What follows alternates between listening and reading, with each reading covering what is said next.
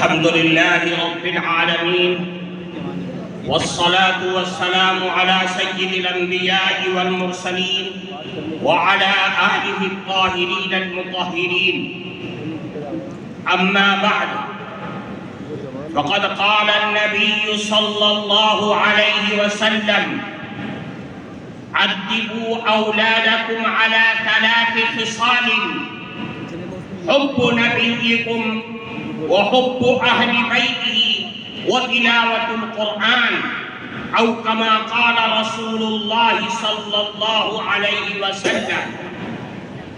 محترم صدر جلسہ، حضرات علماء کرام اور دور دراز سے آئے ہوئے ہمارے معزز بزرگوں اور عزیز دوستوں، جمعیت علماء ہند کے تمام اغراض و مقاصد کو اگر کسی سانچے میں ڈھالا جا سکتا ہے تو 3 چیزیں نکل کر کے سامنے آتی ہیں، جس پر جمعیت علماء کی یہ بلند و بالا عمارت قائم ہے: نظام تعلیم اور نظام تبلیغ اور اصلاح معاشرہ. اصلاح معاشرہ جمعیت علماء کے بنیادی کاموں میں سے ایک کام ہے. آج پورے ملک سے لوگ آئے ہوئے یہاں پر بیٹھے ہوئے ہیں. حضرت صدر محترم کے حکم سے جمعیت علماء ہند کی طرف سے اصلاح معاشرہ کا نظام چلایا جاتا ہے. آج اس مستند اسٹیج سے آپ سب حضرات کو اصلاح معاشرہ کے سلسلے میں وہ بنیادی نقوش دیا جا رہا ہے کہ جس پر چل کر کے اصلاح معاشرہ اور ملک کے اندر پھیلنے والے ارتداد کی ساری لہریں ختم اور خاک میں مل سکتی ہیں. وہ بنیادی چیز یہ ہے کہ اصلاح معاشرہ سماج اور سوسائٹی کے اندر بھلائی اور بہترین نسل انسانیت پیدا ہونے کا واحد راستہ یہ ہے کہ ہم سب مل کر کے اپنی اولاد کی صحیح اور شرعی اعتبار سے تعلیم اور تربیت کریں.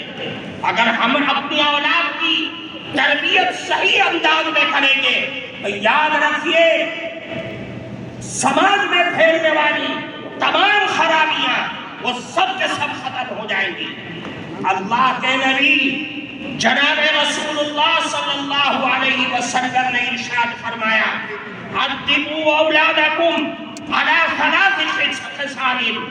اے لوگوں، اپنی اولاد کی تربیت کرو اور 3 عادتوں کی طرف متوجہ کرو اور 3 عادتیں ان کے اندر پیدا کرو.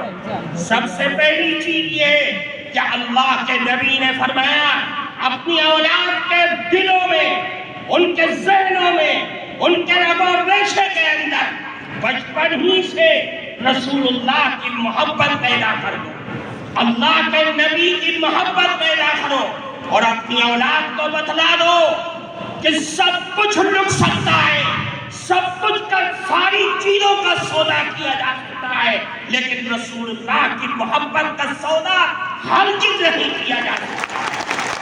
اللہ کے نبی کی محبت اور یہ بچوں کے دل و دماغ میں اس چیز کو بٹھا دو کہ رسول اللہ کی محبت ہمارے ایمان کی معراج ہے، کمال ایمان کا مدار رسول اللہ کی محبت پر ہے. میرے بھائیوں، اللہ کی نبی کی محبت دنیا اور آخرت کی دولت ہے.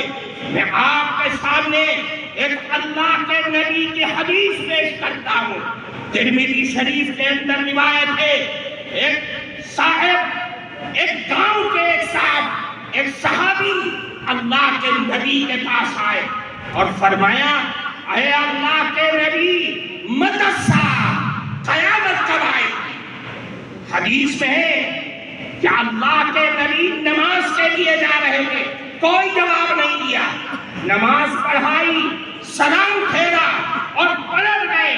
فرمایا: من السائل، کون ہے سوال کرنے والا جو یہ سوال کر رہا تھا کہ قیامت کب آئے گی؟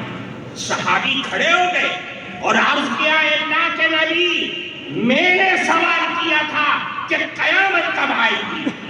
اللہ کے نبی نے پلٹ کر کے ان سے سوال کیا کہ یہ بتلاؤ کہ ما اعددت لها، تم نے قیامت کے لیے تیاری کیا کر رکھی ہے؟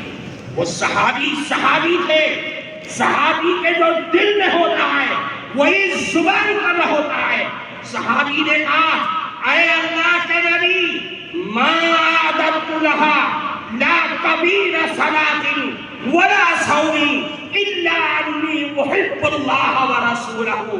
اے اللہ کے نبی میرے پاس کوئی نمازوں کا پٹارا نہیں ہے، روزوں کا انبار نہیں ہے، لیکن ایک دولت میرے دل میں بس رہی ہے کہ میں اللہ اور اس کے نبی سے بے پناہ محبت کرتا ہوں۔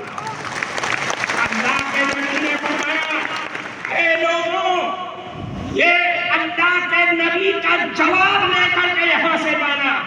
اللہ کے نبی نے فرمایا کہ اے سوال کرنے والے سنو، قیامت تک آنے والی نسل انسانیت سنو۔ فرمایا المرء مع من احب وانت مع من احببت۔ یاد رکھو آج دنیا میں جو آدمی جس سے محبت اور دل کا لگاؤ پیدا کرے گا، قیامت کے دن بھی وہ اسی کے ساتھ اٹھے گا، اور تم نے جس سے محبت کا دعویٰ کیا ہے قیامت کے دن بھی تم اسی کے ساتھ ہوگے۔ اس حدیث کے راوی حضرت انس رضی اللہ تعالیٰ عنہ فرماتے صحابہ